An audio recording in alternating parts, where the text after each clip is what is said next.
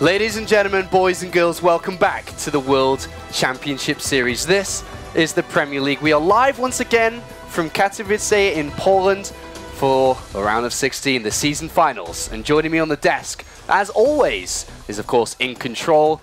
And this morning, you've joined us every morning actually, it's Todd.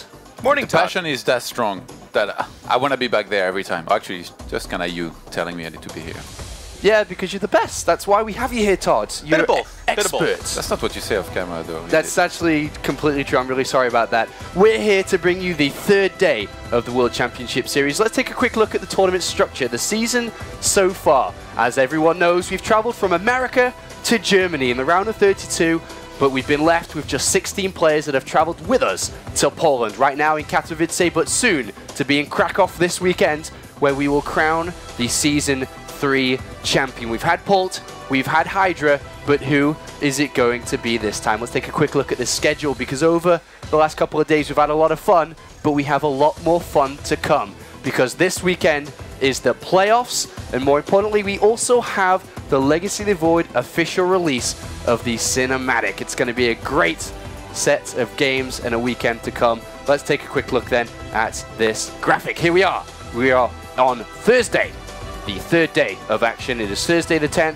and today we finish the groups A, B, C, and D. We have 2 matches from each group, and it is elimination time every single time, and then decider match to see who goes through in second place before we make that awesome trip to Krakow this weekend, Jeff. Where we'll be joined by Tastosis. Oh my god. Chobra. We only get even bigger and better over there. It's I can't wait to take a selfie of Tastosis. Well, I mean, that's the first thing we're going to do, obviously. Are you excited to see Chobra? Yeah, it's the best. He's the best. He is the best. It's that simple. And the level is going to be raised once again with more and more better talents. No offense, boys. Hey, none taken, Todd. You're here. And we'll and we also have a live audience joining us for this weekend as well, where we will crown that Season 3 champion. And whoever gets crowned #1 also takes home a whopping $30,000 first place. There's been a lot of money shared for the players this season. Every season we have $217,000 just for entering the Premier League. You get $4,500, and it scales all the way up. But most importantly, especially today, is the WCS points. First place takes 2,000, and we can take a closer look at those points, as today is a very, very important day for a couple of players. And In Control is going to walk us through that in a second. We have players who need wins. We have 4 players in particular to keep a really close eye on. Jaedong, 4GG, Lilbo, Snoot, and on a kind of distant 5th, I would say, is Marine Lord. But it's, for a lot of these guys, it's win or go home in terms of BlizzCon. I mean, obviously the prize pool is amazing. The honor of just doing well in this WCS, we talked about this a lot, will run rampant into 2016 and beyond. We still talk about these results, but going to BlizzCon, man, that's the big one. It is the big one, and we can take a closer look now. Every single player today fights for a chance, or a lot of them do, and just to improve their ranking. Right now, CJ Hero is the #1 player in the world, and if BlizzCon was today, Dark would be the cutoff point, and he would be playing in there. Yep. But there are people challenging for his spots, Todd. Lilbo, 4GG, Snoot, and Jaedong. Massive names, and even Marine Lord there. Yeah, Marine Lord is probably a very, very long shot here. We need to win this season and then put on a hell of a performance at DreamHack Stockholm, but all of these guys that you see there, they're fighting for this, and so far, they're still in it. They have a chance to qualify for the top 8. Lilbo already did, and it's going to be interesting to see whose dream gets close to coming true, maybe even comes true, and whose dream comes down, I guess, crashing and burning here completely.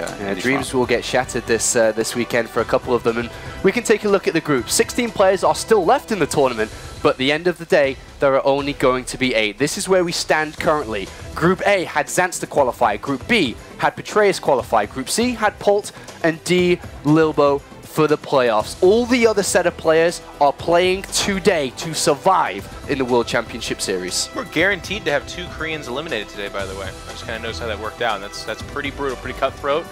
Part of that's because of the upsets of the non-Koreans. I would say Lilbo actually being the forerunner there, but really exciting results. Yeah, exciting today. Yeah, really good actually racial distribution as well so far in the top 8. We have 2 Zergs, a Terran, a Protoss. Couldn't have been any better. That's usually about what it is, twice as many Zerg as everybody else. Seems to be. seems to be. As of late.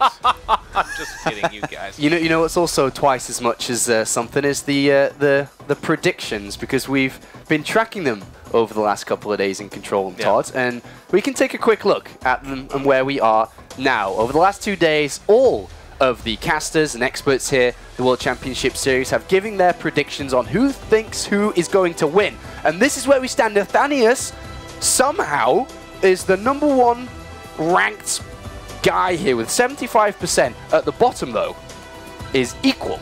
Rotterdam and in control with 42%. How do you think this is looking so far, Todd? You're in a decent position with me. Yeah, we're okay, 50%. The thing is, we're supposed to be experts, Apollo. This is still unacceptable, I feel like. Everybody's ratio, but Nathanias and Kailaris and Funka, which are probably the last guys that would have pegged to be the top 3 here in this ranking. Well, this is a perfect depiction. I mean, they tried to make StarCraft good for really good people and also people that have no idea what's going on. I mean, and here we can see topping the charts, Kailaris. I mean, even Funka, you know? I mean, he's way up there, and he's an observer. Feels like the results of this should be flipped the other way around, you know?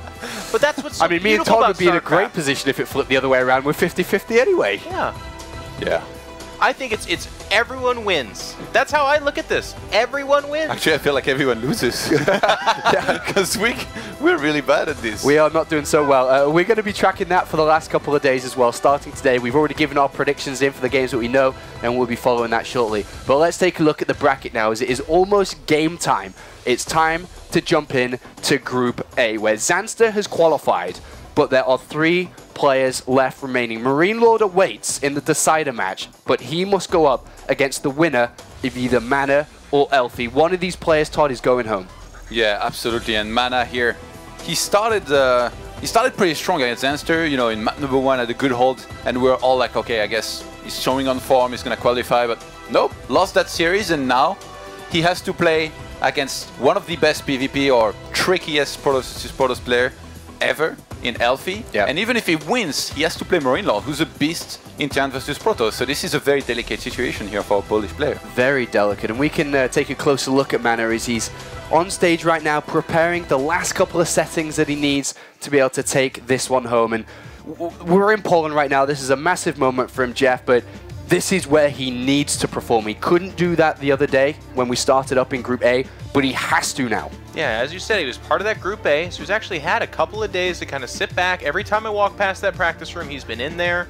He's been watching these matches. This guy is focused, and he needs to be, because he wants to get to Krakow. He wants to play in that live audience. He's got some fans here in our little studio performance, but man, going to the big show is the big prize for him. Both of them actually have been laddering a ton.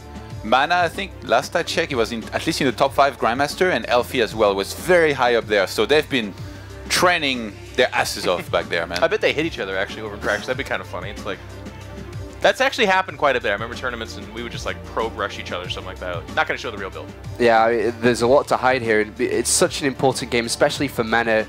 He talked about it in the round of 32. He talked to it prior to that as well. Is that something inside lit up as soon as he knew that we were coming here, the World Championship Series to Poland. And for that to just disappear, that flame to be put out, is a disaster for him now.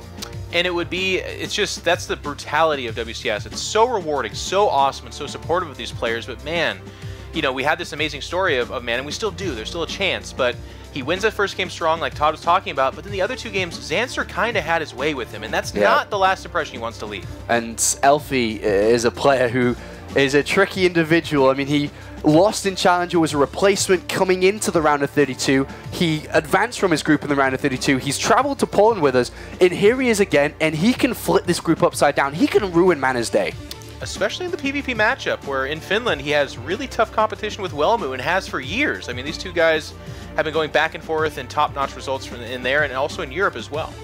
Yeah, I feel like elfi, his t-shirt of his cat summarizes very well how he goes about playing StarCraft. He's like, just a guy having fun, mixing in different builds, and PvP is probably the best matchup for him to explore his style, where he loves to play crazy, and if you don't have all the informations, which in StarCraft you never do, playing against somebody like this is a nightmare. How do you play against him? It's really hard. You need to scout a lot, maybe do some kind of Mothership Core, flying early on, recall, to try and see what his original tech is, but even from there, he can transition into anything.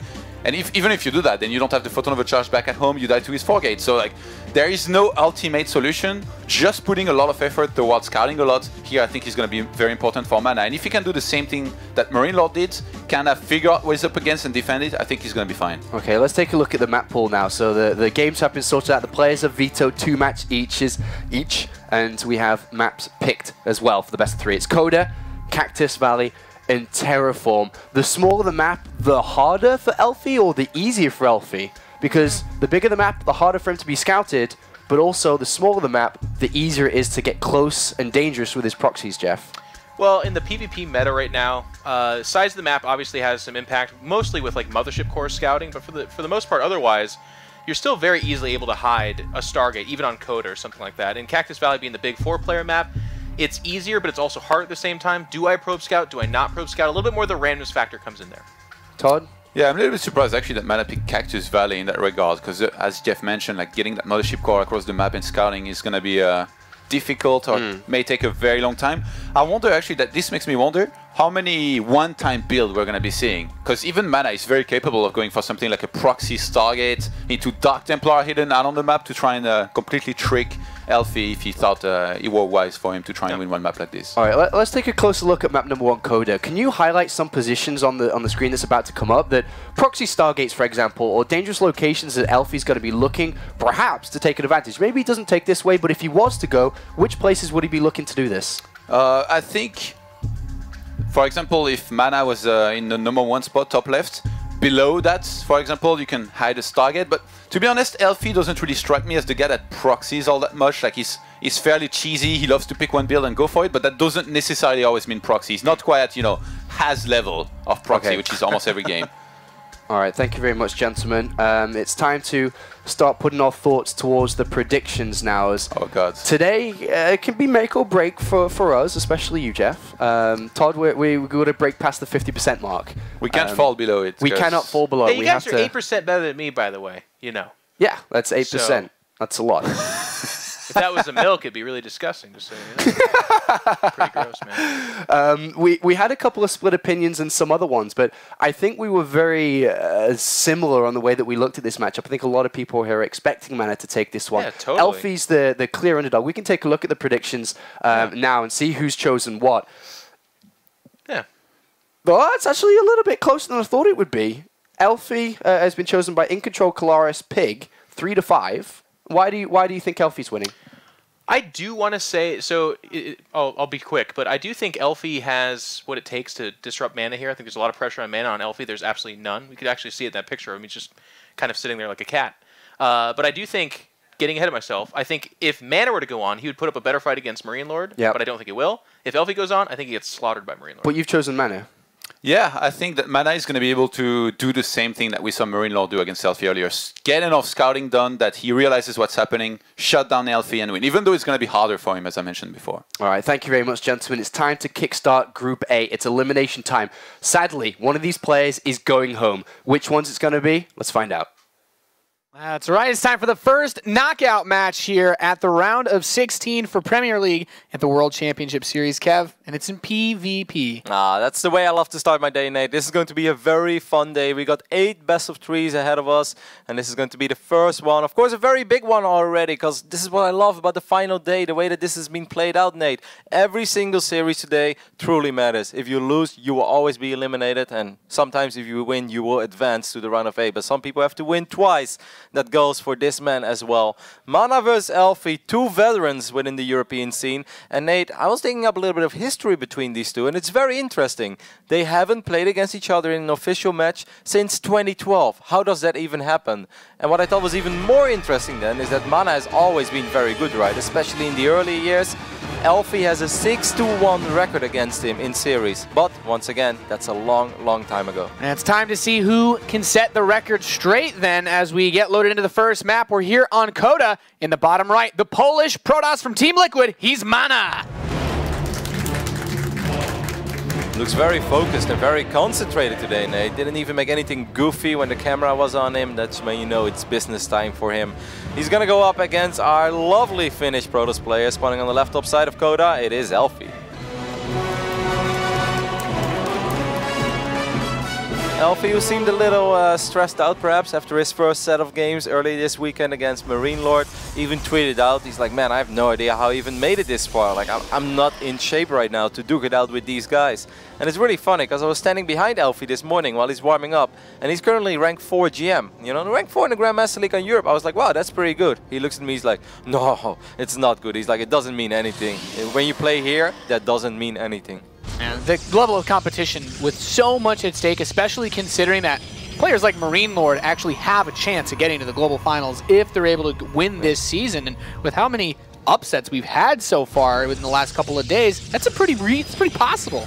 I know, like the level of competition is very high here and it's very fierce, but as an ordinary guy like me, Nate, that's well, us mere mortals are quite impressed by rank 3 in the ladder. Like you stand behind it, it's like, man, that looks beautiful, you know, that the like 4 and then the fancy GM logo that's like totally pimped out, you know, has all the wings, has all the badges. You're like, man, that looks really good. I'd feel really confident right now. But I mean, it's always interesting the difference between the preparation for tournaments like this and ladder preparation. You know, if the rank 1 Grandmaster player in Europe won everything, you know, we'd be here casting to Muslim probably. Wow, Nate. All right, let's take a look at the opening. So far, everything is very standard. No probe scout yet, other than just for proxies in the natural for MaNa. He's going to send out 1 probe right now completely, as he wants to see if there's something he has to worry about. Elfi's probe took a little bit of a detour. Very unlikely, I think, that MaNa is going to cheese it up in this series. Coda is one of the most straightforward maps. I'm not saying Oracle openings are bad, because they truly are never bad. But I believe that if you think you're the better player here, Nate, you will pretty much always go for a Twilight. Twilight and a Robo. So you have Blink Stalkers, which is good against Stargate play. You have a Robo that's good against detection. And Blink is just solid all around. There's only one build that you kind of don't want to face, and that's 1 gate, fast expand, followed by robotics facility. But I don't think Elfi is going to do that. And even if that is the case, it's not the end of the world for the Blink Stalker player. He just kind of has to make something happen. But hey, Blink Stalkers make things happen, Nate. Yeah, the best part about Blink Stalkers is that if you out-control your opponent, you're generally going to win just because of how much micro-potential Blink adds into the equation. And still, more gateway coming in. We have a couple Stalkers opening up. Where do you see this headed right now? Because we have the first Twilight Council. Yeah, Blink versus Blink. I even think MaNa is going for a Blink as well. It's just a very, very safe Blink. As he opened up with 2 gates, perhaps worried about a crazy 3 gate over here from Elfi. He could, of course, always run across the map and add 1 more gateway and turn his own build into a 3 gate, which is not bad, but I also feel the moment that you don't do that crucial damage that you're looking for, he's actually going to follow it up with a Stargate, Nate. I find that interesting. This is not the build that I expected from MaNa. Elfi going for a Twilight, like I said, very straightforward. Good pick over here by Elfi, picking off a probe like this. I'm not sure if MaNa had any big plans with this worker. I don't think he really did, maybe just check the natural later on, but you always feel good in the PvP when you find that probe out on the map. And not having to worry about something being hidden over there or any extra pylons going up outside your base is certainly nice, but Elfi going up to another 2 gateways. This has to be just, what, an all-in of some kind? No. That's just gateway number 2 and 3. Okay. MaNa was the one with 2 gates, so this is very standard. This is kind of what you want to do when you open up with Blink. You go 3 gates, then eventually you add the robotics facility. MaNa is most likely going to open up with an Oracle, because it's just kind of too late for Phoenixes, I feel.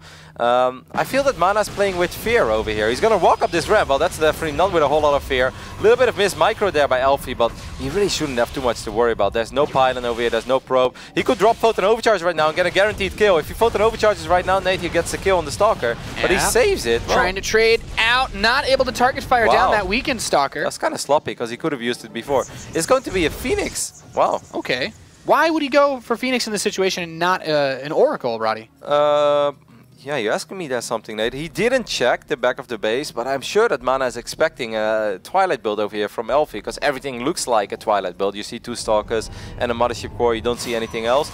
Unless he's worried about a proxy Stargate. He does keep the Phoenix at home for now, but that could just be, yeah. Actually, he was worried about proxy Stargate, Nate, because he's going Phoenix into Oracle. So MaNa's misreading this. You made a good point. He didn't actually see the Twilight in the back either, so you have to be a little bit careful. He is following it up with an Oracle, but now Blink is done. I guess it all comes down to where will these Stalkers be when the Oracle hits. Of course, because the Mothership Core used Photon Overcharge as well. If we take a look at the Mothership Core right now of Elfi, it's currently sitting at 66 energy. This could actually set up for a very, very sweet window for this 1 Oracle. Even if, you know, you have 2 Stalkers. 2 Stalkers is not enough, Nate. You need 3 Stalkers against an Oracle. But most of the time when you open up with Blink, you don't really want to leave 3 Stalkers. 2 Sentries will do absolutely nothing, by the way, against an Oracle. Yeah, you're going to end up losing 7 workers. With no energy for Photon Overcharge either. He could actually get a lot of work done with this Oracle. Yeah, this is very bad. I actually think that elfi's in quite a bit of trouble. He's going to end up losing 5 probes, in my opinion, at least, if not more. Even with a defensive warp in. Here we go, man. This is awesome for MaNa. What a great start for him. Yeah, focus firing down these probes, picking off quite a few. Getting 4 initially. Can go up a little bit more if he wants to. He shot at all 3 workers once. Yeah, that's not quite what he's looking for. But actually, some of these Stalkers not able to blink back, trying to micromanage 2 fights at the same time. This natural hasn't started yet, but he has the Immortal to help anchor this defense. Yep, elfi should get the hell out of here, man. That one Immortal is way too powerful, and he knows it. I think the one thing that MaNa is worried about right now is that elfi has a pylon very nearby, and then sometimes what they do is warp in a Stalker and then a Sentry, and then suddenly the Robo Stargate player is contained on one base. That's the reason why MaNa is standing on the low ground, as some people wonder. Why is he fighting on the low ground against Blink Stalkers? Okay, I think that makes a lot of sense. He's got his Immortal on the left side. Oh, that one Phoenix. Phoenix can live. Oh, yeah, you just try to pick one of the Stalkers up and force them to stand and deliver. Very good by elfi over here that he starts shooting at this Phoenix immediately. You kind of want to take care of it, because otherwise you're going to end up losing a lot of Stalkers. Ends up only losing 1. That's an okay-ish trade. I still like this for MaNa, of course, just because the Oracle killed 4 workers in a 1-base scenario, and that's phenomenal. It's 23 probes versus 30, and even though that second Nexus is done faster for elfi, it hasn't paid off for itself yet. He doesn't have probes there. He doesn't have enough probes to actually saturate that base, even if he split them from his main. I don't like this that much, though. MaNa has to be so careful over here, man. He's playing with fire. There's Photon Overcharge. There are Force Fields as well. MaNa, you have to go back immediately. He lost the Oracle. That's a little bit of a shame. I don't think this move out was necessary by MaNa at all. Yeah, it was a bit of a, I guess, like a bullying type play. Yeah, sometimes you just, well, he's been doing a really good job in producing workers, by the way, on one base. I think it's more, you want to test the waters, and if that guy doesn't have Sentries or doesn't have Immortals, you can just muster through with your 2 Immortals, right? You get a couple of Stalkers maybe, you can even do some serious work on the Nexus. It puts a lot of fear into your opponent, but it's also very risky, because if elfi would have gone down immediately, has like, let's say 1 or 2 Zealots and then drops the Force Fields, he gets an Immortal for free, and that's phenomenal. Maybe even Immortal and a Stalker. Yeah, that's actually a good point. There's a lot of risk involved when you try to make these types of plays, and we can see MaNa doing everything that he can now to situate himself for that next step. So very even game at the moment, I'd say. 36 workers against 35. RoboPay timings are pretty much identical. MaNa does have 4 Immortals, so his army is a lot stronger. But it's just unlikely they are going to fight anytime soon. What I do like from elfi's point of view, Nate, is that elfi still has the Blink Stalkers. He has 6 of them, and there's no timer on them, right? Of course you don't want to max out with these 6 Stalkers, but there should be a window of opportunity within the next 2 minutes for 4 Stalkers to hop into the main base and get 5, 6, 7 workers. And if he's able to do that, then elfi can create a nice lead for himself. And eventually, like MaNa being 4 Immortals against the 2 Immortals of elfi is great. But if you end up losing a lot of workers and then the Colossus count goes up for your opponent, he goes up to 3 bases before you, that's not going to save the day. No. Okay, so the Robo base are finishing up. 5, Nate, 5! He has a lot of Immortals. Very strong backbone of this army. Those Stalkers not going to be particularly useful in a head-on engagement, like you said. I actually like that he moves 2 up into his main, just in case. Yeah, if I was elfi right now, I wouldn't even try to do something with my Stalkers. Just wait. Just wait for the 3-base scenario. On 2 bases, these Stalkers of yours, they will never achieve anything. This is impossible. Yeah, there's too much firepower. So just wait. Try to snipe the probe that drops the Nexus for base number 3 and create a small advantage for yourself like that. Yeah, so now I need to ask you, Kev, as both players are going into Colossi, both have extended thermal lance on the way. The +1 is done for MaNa, whereas we just have this Forge coming in now for elfi. Do these extra Immortals in the army composition, how much does it really impact a fight that could happen in the next few minutes? There shouldn't be a fight in the next few minutes. Wow, elfi, you gotta pay attention there. Ends up losing 2 Stalkers because he had 6. I mean, the Immortals are great, Nate. I just don't see MaNa running across the map. Well, 6 gates. Okay, maybe he will, because he doesn't have a Twilight either, correct? So he's not gearing up for +2. So I guess he's going to try, Nate, and I'm not saying it's a bad decision. It's just risky, because it comes down to the Colossus. Now, elfi is the one that's moving forward as well. But Force Fields can be very good against this many Immortals, because the Colossus count is not that high, so it's very unlikely. And I think elfi's even still considering the possibility of a second Oracle being made out of that Stargate. He's dropped cannons back home. He's a bit worried about being harassed. He's misreading these. I really didn't expect a fight to happen, but MaNa's just going to go for it. This is a 2-base pretty much all in, because he's extremely committed to it. elfi is still misreading this. He's like, I'm going to make a great play over here. I'm going to run across the map. I'm going to cancel your 3rd base and recall home. But it's like, elfi, there's actually an army marching across the map. He's actually coming to kill you right right now, run home. And that's extra bad because if he recalls, he doesn't have energy for time warp or photon overcharge. What does he do? Does he have to just try to base trade? Yeah, maybe not even the worst scenario. I think if he recalls home, he's super dead. So yeah, I would try to base trade. Okay. And MaNa's just not going to do that. He's also going to just sit here, maybe pick off a base and then try to recall. I don't know. Both of them will get the Nexus kill. If I was elfi, I would try to get MaNa to recall. Because if he doesn't, like elfi doesn't have any probe side on the map though, and that's a huge problem because MaNa does, as we can see, he's dropping pylons over here left and right. He could build a Nexus too if he really wanted to. The main. Okay, he has 3 Colossus right now, right? Okay, and he's thrown down a Dark Shrine. That's very important. Something that could come into play later on. And testing the waters here. There is there an observer? Oh, that's risky. It's hard, very hard to run up that ramp. Great time warp there. He's gonna get the Mothership Core perhaps as well. Yes, he does. He's still using Blink. Very well done there by elfi. And MaNa gets a second time warp out. As you mentioned, that Dark Shrine is now halfway done.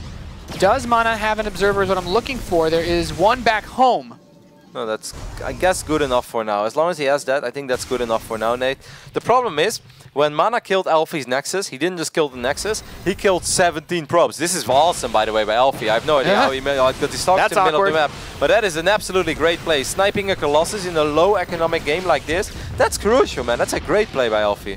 Yeah, MaNa's basically saying, come down the ramp, come at me, bro. He's forcing him into this choke point where those Colossi can do so much splash damage, and now he's also bringing in that Observer, which he will need. Yep. Yeah, does elfi have an Observer? Maybe elfi could snipe the Observer. Does elfi have a pylon on the map? There's still that one in the southwest base, so how does he intend to get Dark Templar into his base? Well, he could warp there, but I think he's going to use Where are you making them? Over here on the north side. At his main. That's kind of the further away pylon. Yeah, he should be able to out-micro these 3 Stalkers, by the way, because he has no blink. Oh, there's a Colossus, so not anymore. Out-micro that. Okay, what I want to say before, though, is that MaNa didn't just kill the Nexus, he also killed 17 workers in the process, while elfi only killed like 10 or something. So if they both just retake their natural, not only is MaNa's natural a lot faster, he can also actually saturate it. Oh, he brought his Observer out to kill the other one. Oh, that's great play over here. Very cheeky. As is he going to remake it immediately? Making their way downtown. Walking fast, faces past. And they're trying to get probes now. And they're home by now. So the Observer is here. This is gonna he knows there's no detection. Okay, there is an Observer halfway in production though, so MaNa shouldn't lose too much. Maybe 5, 6 workers. Sentry is gonna go down as well. Dark Templar start working on a Colossus. This is really awkward. Dream big, Nate. Dream big. This is one of the more awkward engagements, so unit interactions we get to see in StarCraft. Good force field, of course, by MaNa, making sure that one Dark Templar doesn't run into the main, because that makes things more awkward. So what does he do? Does he throw the deep ball and try to like snipe it, or? Look at the army right now, Nate. elfi's 98 army supply against 89, and he has 6 Colossus, because those Stalkers in the middle of the map sniped the Colossus. Did MaNa rebuild his Mothership Core? No. Oh man, I'm actually very worried here. If elfi controls his Colossus properly, with 6 Colossus, I think there is a good chance. You know, for instance, we often mention it, but I think Naniwa is one of the absolute greatest Protoss's in Europe when it comes to stutter stepping with Colossus. If elfi does it only half as good as Nani often does Look at these hallucinating Colossi too, just trying to bait out the first few shots of this army, trying to force him to come in here. He's going to make the engagement. He's just going to go for the fight. I'm not saying it's not going to work, but it's not the ideal way to go about this one, because of course MaNa had a great defensive concave. Yeah, and he's just moving right up this ramp. A lot of these units taking splash. The Immortals are very low for elfi. MaNa still has a lot of his. Those can do a lot of damage to this Colossi. He's running away, and that's clumping up the Colossus. Yep. All of them are starting to get taken down. Man, like he had a great army, but I really think he needed to poke a little bit, get a couple of swipes off before he started moving in. MaNa, of course, with a great defensive setup, was down 2 Colossus, but he did have a couple of Immortals, and above all, he had that beautiful spread, man, and he just absolutely crushed this army of elfi. MaNa is just cleaning house now with this army. Those anchors underneath the Colossi, having those Immortals, you can't try to just dance against this. Those Immortals deal incredible amounts of firepower. Yep, I actually see no way for elfi to hang in here right now. That's going to be extremely difficult. He does have a Mothership Core still, I believe, unless he lost it. No, he has one. Doesn't even have energy right now for the Time Warp or a Photon Overcharge. And with these Immortals in the mix as well, he's going to go for the Dark Templar play again. I don't mind that. You know, when behind Nate, it's still sometimes true. You want to go for a Dark Shrine, and he already has it. So that's great. He's going to take this fight, but look at these Colossus from MaNa, man. They're just wailing away at the entire army of elfi. Yeah, those probes, their little tasers underneath are not enough. GG, MaNa takes game number 1 here in our first series of the day. In the round of 16 elimination match, there's a lot on the line. pretty wild PvP over here, man. That was crazy. That's not how I see most PvPs play out. MaNa going for that big 2-base attack. elfi trying to counter a 3rd base that wasn't there. Then both people killing each other's Nexus, a recall being used, Dark Templars being thrown in the mix. And it actually became very, very close. I think at a certain point, once again, I think this game got decided where elfi just decided to run up that ramp while he has 6 Colossus, you know. Every single time he just only pokes forward with the Colossus, because basically when you do that, range 9, the only thing that's going to shoot at you is other Colossus. But if you have 6 and he has 4, if you poke with them, I think you could do some serious work. Yeah, moving up the ramp was definitely a questionable choice, and especially that move out where he tried to cancel a 3rd base, there was no 3rd, and things just got really awkward from there. Yep, so we're going to wait until we hop into game number 2 as both players need a quick minute, so that allows us to go for this commercial break, and after that we'll be back with game 2 between MaNa and elfi.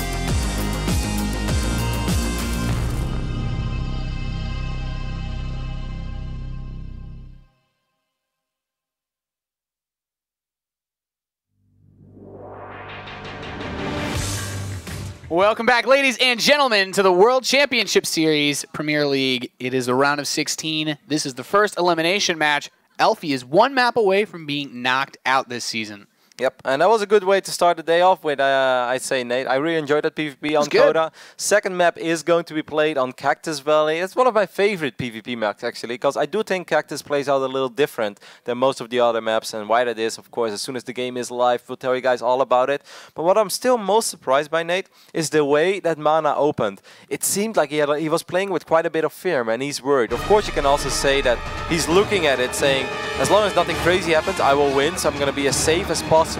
But in PvP, you always need to play with a little bit of courage. He wants to play on that big stage for his country. He is the blue Protoss player in the Northwest, representing Team Liquid. Give it up for MaNa. And over here on the right top side of Cactus Valley, we have the man who has an amazing record against his opponent, but that is almost ancient history. Can he do it in this day and age? It is elfi. I can't believe that two players that have been so active within the European scene haven't played against each other in almost 3 years. Last time was October 2012. That is pretty impressive. It's a completely different world back then in StarCraft. Yeah, we're playing Wings of Liberty, Nate. Yeah. That was they probably didn't go past one base either. This was that was actually the first time these guys probably ever two-based versus each other. That's why elfi's record is so phenomenal against MaNa. He just 4-gated him over and over again. Well, that was pretty much all there was to do back then. But in a new day and age, MaNa has been a very strong player.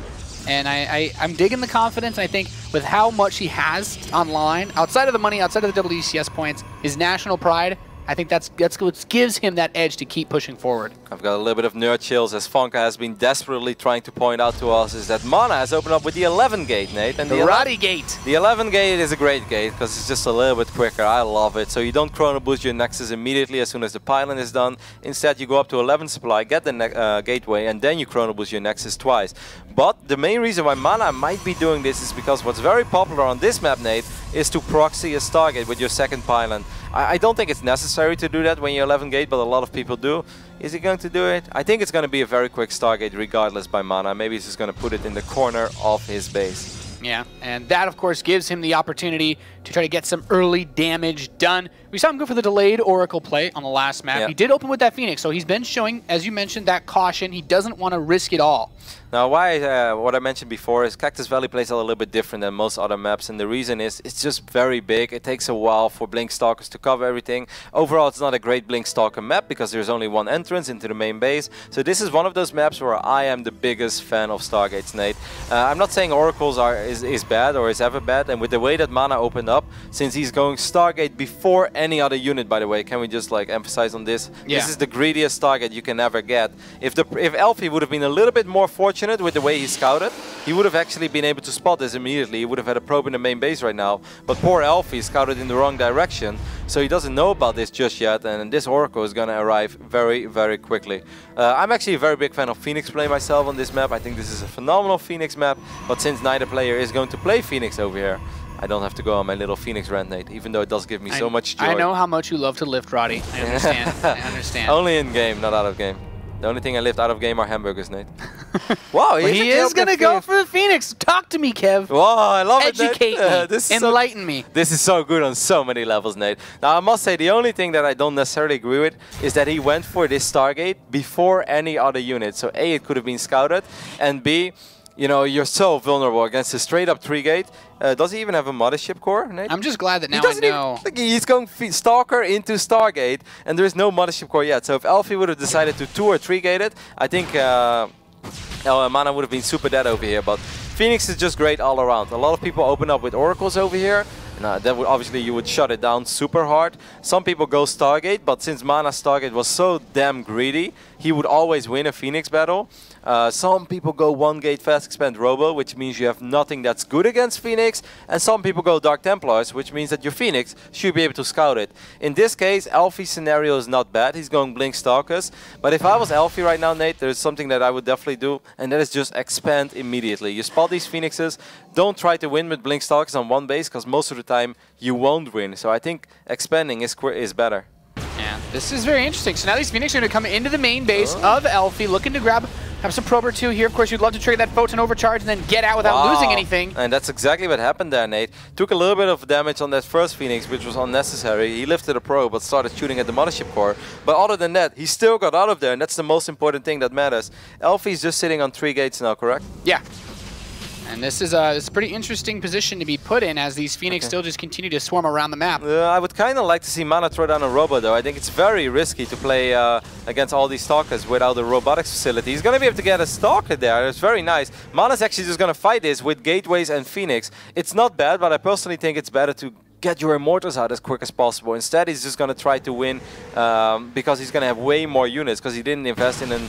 this is a bad fight for elfi, man. elfi doesn't have that many units. He's ignoring the Phoenixes for now. I do kind of like that move as we have first-person view of MaNa. I think this was quite smart by elfi. He ignored the Phoenixes. Phoenixes are very tanky, so he went for units that are on the ground instead. And while I said it was a bad fight for elfi, I actually think he traded even there minus all the energy of the Phoenixes, so that was a pretty okay trade for elfi. Yeah, the Phoenix won't have too many more lifts to use if there's another engagement, and that really complicates things because he's continuing to warp in Blink Stalkers. Yep, and there are no Zealots either, it's just Stalkers for MaNa. I don't really like the way this is going for MaNa, and elfi's doing the right thing again, Nate. He's just blinking forward, he's killing Stalkers, and I actually think that the game is going to end over here. I think elfi is going to be able to even up this series because these Phoenixes will run out of energy in the near future. No Mothership Core, no Photon Overcharge, no economy. No robotics facility, no Immortal on the way. Phoenixes all have like one lift tops. Most of them don't even have a single lift. It's 8 Blink Stalkers against a person that has absolutely nothing on the ground. MaNa should have really got a Robo, man. A little bit overzealous with his commitment to taking these engagements in this game. The probe's going to get pulled once again. Phoenix moving over to grab these Stalkers, but there's just so many. They're going to aggressively blink on top of MaNa's forces, cleaning up the Stalkers that he has. He's trying to tie this series up. Does not want to get knocked out. GG. elfi ties the series 1-1.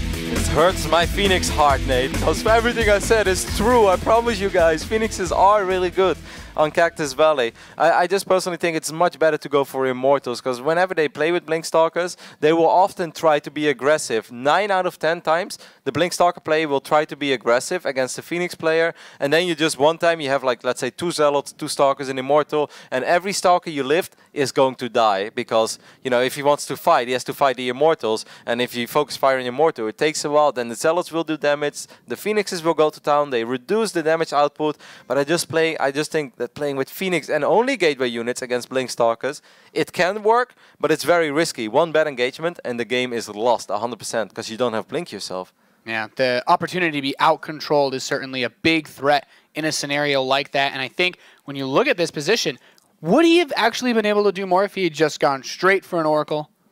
Yeah, maybe. I don't think it's wrong to play with Phoenixes. I just think like every choice after that is something that completely changes any possible scenario in the game, right? Like there are so many small moments already where this could have all gone different. He used 2 lifts immediately on probes. That's great, but if you want to use your Phoenixes to kill the army, then you should probably save those lifts, because Phoenixes early on, they just don't have a whole lot of energy. You know, you use 1 lift and then you have to wait until the second lift is available. So every lift truly counts. And I just think that very first fight, I always think if you want to win with just gateway units and Phoenixes, you need some Zealots. And the fact that MaNa didn't have any Zealots allowed elfi to just blink on top of the Stalkers. And sure, a couple of them were lifted, but Stalkers are kind of tanky in its own. They won't die every single time they are lifted. And I just think elfi did a great job there with the focus fire, sniping those Stalkers. And MaNa shouldn't have been in the position he was in. Yeah, he was able to take a really good engagement away from those pylons. And this man now is tied up 1-1. He needs to win this map if he wants to continue to have a chance to play in front of his crowd. It's Liquid MaNa. On the right bottom side of Terraform, we're looking at the main base of the Finnish Protoss, who has been playing surprisingly well so far in this entire WCS season. It is elfi. And you know, sometimes, Nate, elfi just comes out guns blazing, man. We all remember that game 2 or game 3 it was against Kalazur, where he played flawless. That was phenomenal. You would have told me that was CJ and his hero playing, I would have believed you. You know, that's how good it was. Yeah, that was a day where many Terran players cried, and many keyboards were probably smashed by the number of medevacs that were sniped out of the skies. Yeah, the people at home don't know this, but Nate actually called me that night at home, and he said he couldn't fall asleep. He was too scared. No.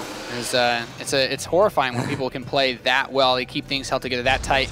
But MaNa, this is such an important match for him. You know, we've had actually quite a few awesome people come by to come watch some of these games here in our studios in Katowice, and a lot of the Polish fans were saying, it's like, well, obviously we want MaNa to win. So I'm like, and it's so cool to have that support behind you. But MaNa, if he can make it out of this group and make it to the quarterfinals, he can play on a much bigger stage in front of so many more fans from his country, and that's got to be such a powerful feeling. Yeah, absolutely, and of course if MaNa would advance, I think we can gear ourselves up for an awesome deciders match over here in Group A between MaNa and Marine Lord.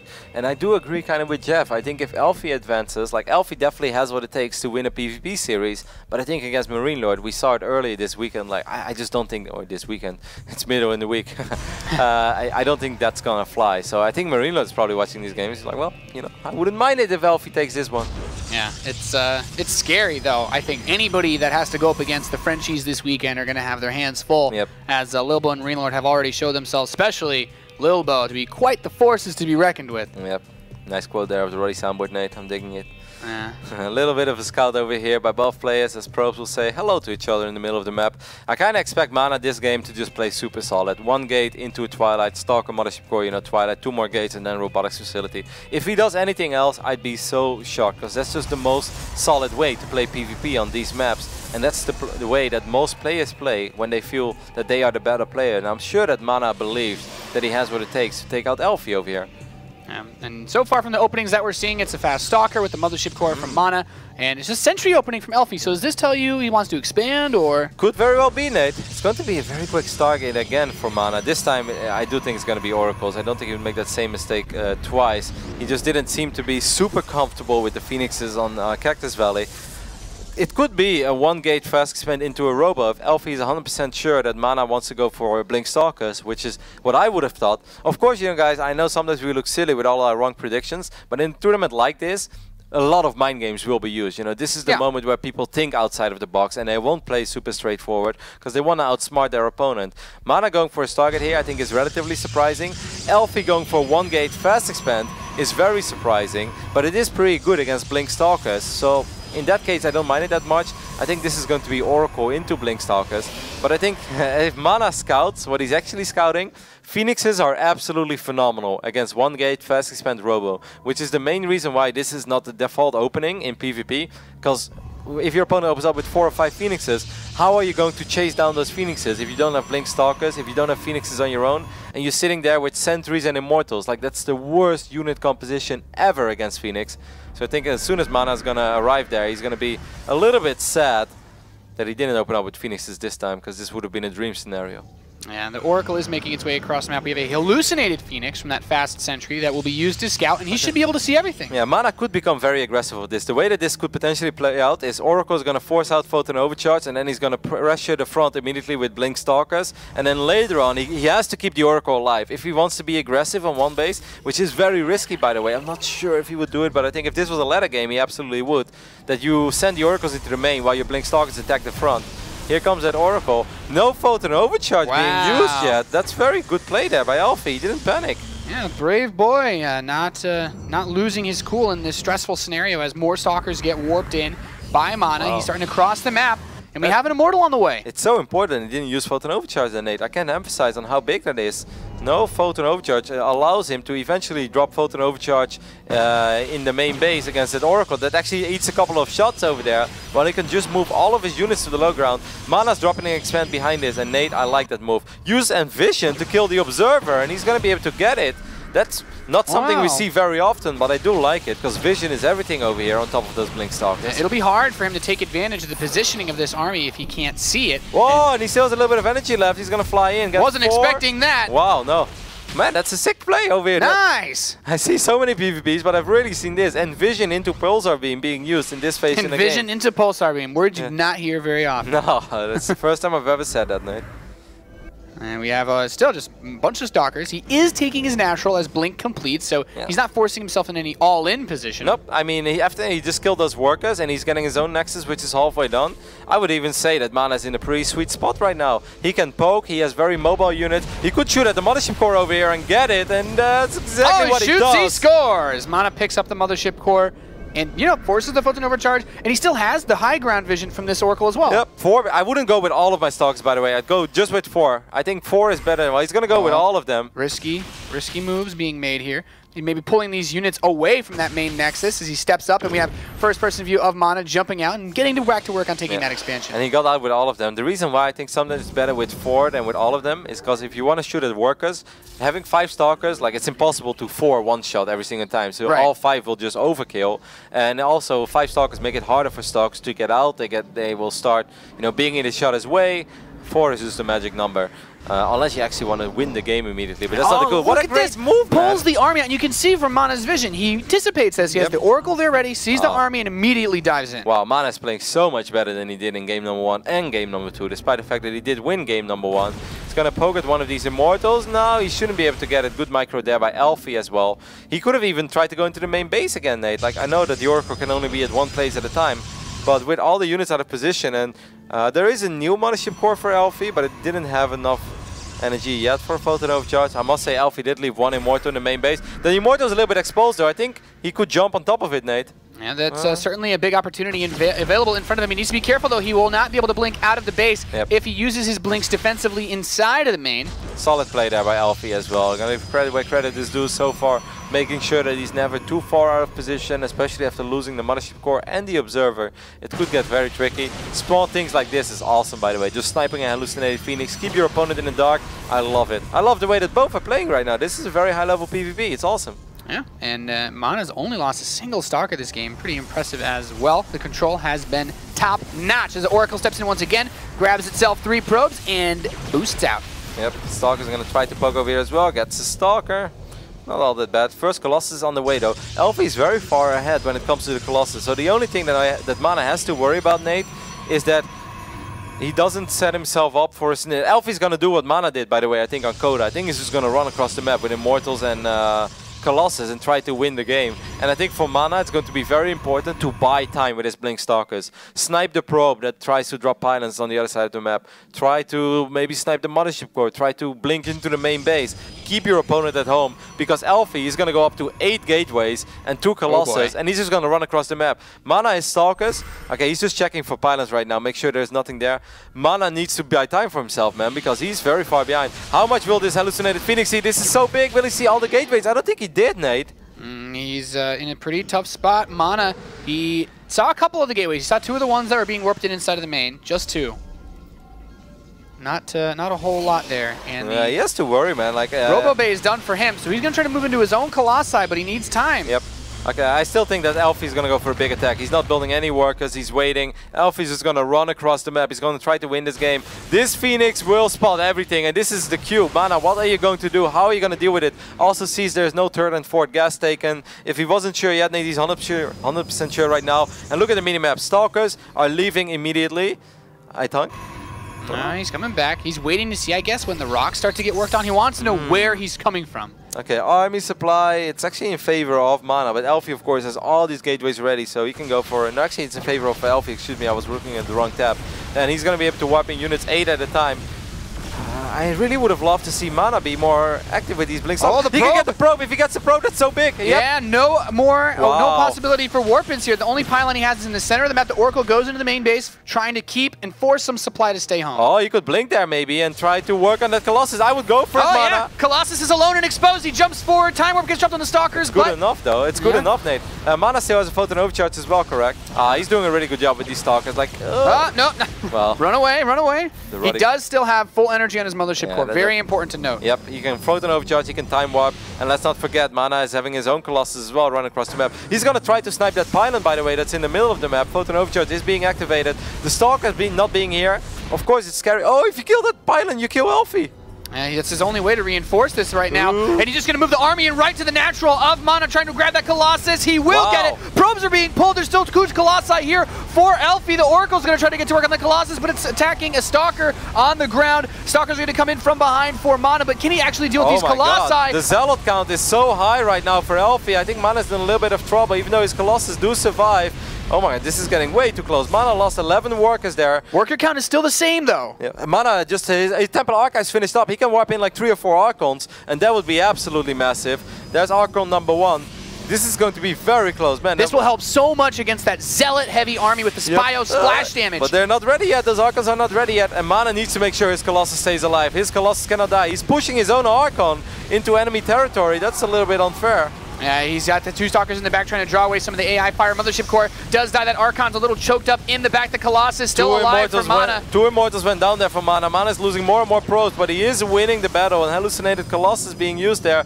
Zealot being warped in. MaNa warped in a High Templar, but he doesn't have another High Templar. The Stalker count is very high. Is elfi going to be able to do it over here? He's going in. He's trying to snipe the Colossus. The second one pops out here for MaNa. He still has both Colossi alive. He's cleaning up the Zealots. It is natural, but another warp in right in front of his face goes in. There's still the one Colossus. Needs to make sure he doesn't target the hallucinated one. The Immortal's soaking up so much damage. He's cleaned out the Stalkers. It's just versus the Zealots. He needs to get the Immortal on the Colossus. He needs to get the Immortals.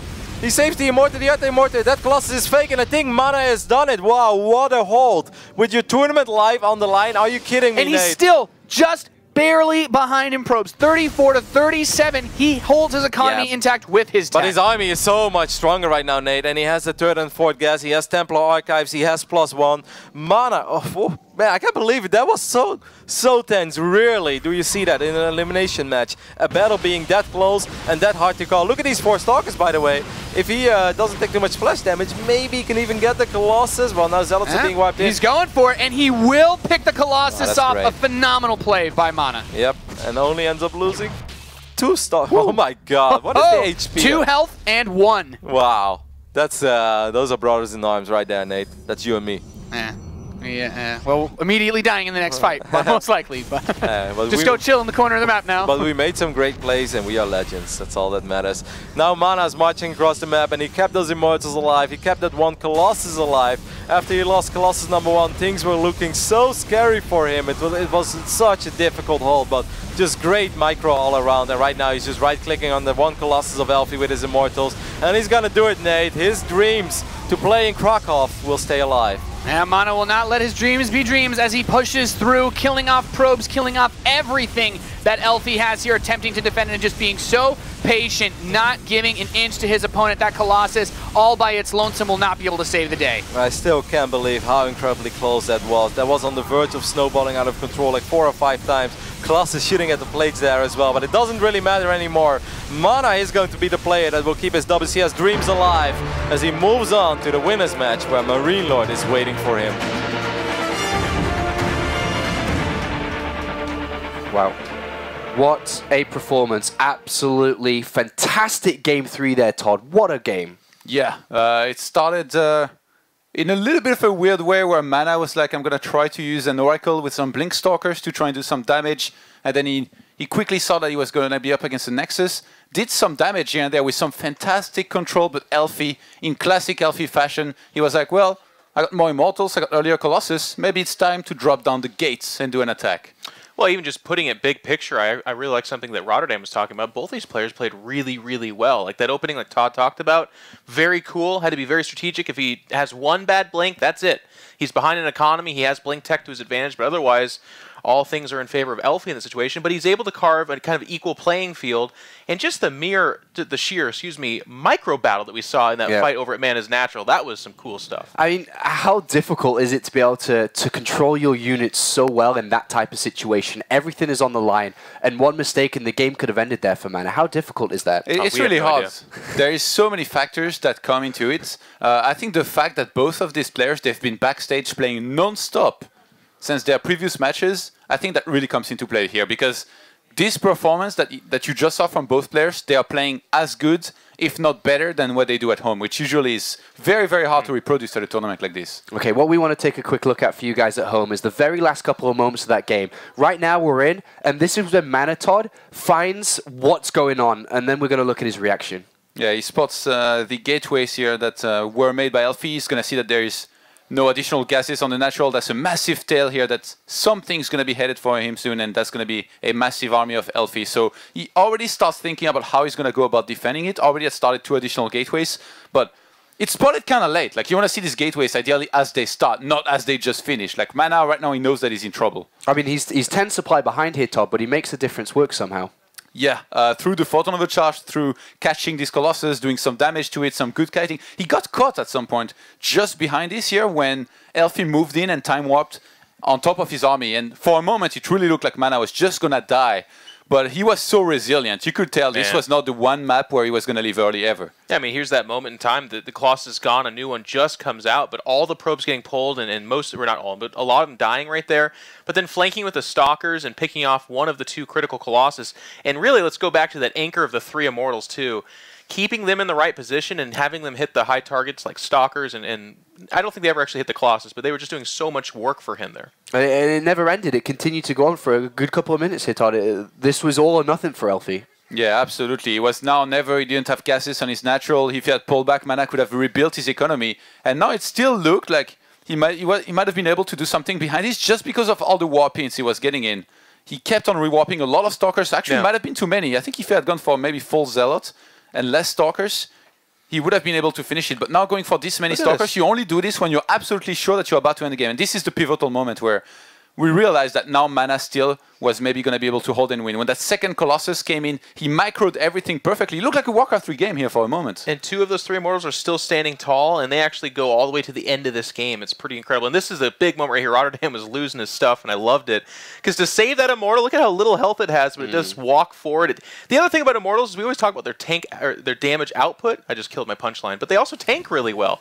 They absorb a lot of damage, and in these low micro moments like that, it's a big deal. And of course, here picking off 1 Colossus of the one that he had is a gigantic deal. Absolutely fantastic play here from MaNa, and then he was able to walk across the other side of the map and pick up the 2-1 victory against elfi, and finds himself moving now forward to the decider match, which is going to be a difficult one. It's going up against Marine Lord. We know how good Marine Lord is. He's, you know, a hot prospect in the scene right now, in the European scene. This is a great match, especially the way that MaNa just played. He showed excellent game. It's nice to see this, because the MaNa we saw on day 1, unfortunately, and we were kind of talking about this, it'd be such a shame if after him playing in Poland here and doing all this work, he would just face Zanster and get put down as hard as he did. So we see a great match here, and now he's got that real Titan. It's Marine Lord, who we wouldn't expect to have in that loser match. Zanster kind of upsetting the group. But I think I'll be interested to see when we go to predictions. I could see it being 8-0 from all of us, thinking that Marine Lord's got this easy in the bag. But MaNa's showing some life there, and I hope he gives him a fight. All right, thank you very much, gentlemen. We are going to go to the bracket first, and then we'll go to the break. Let's see where we are now. Unfortunately, we have lost elfi. He's been eliminated from the Premier League. The first player to be kicked out here in the round of 16. Eliminated again for the second time this season. And it's now a battle of the M's as Marine Lord takes on MaNa in the decider match to see who is going to the playoffs with Zanster from Group A. A wonderful setting for the next match. We're going to go to that break, and when we return, who's going through, and sadly, who's going home.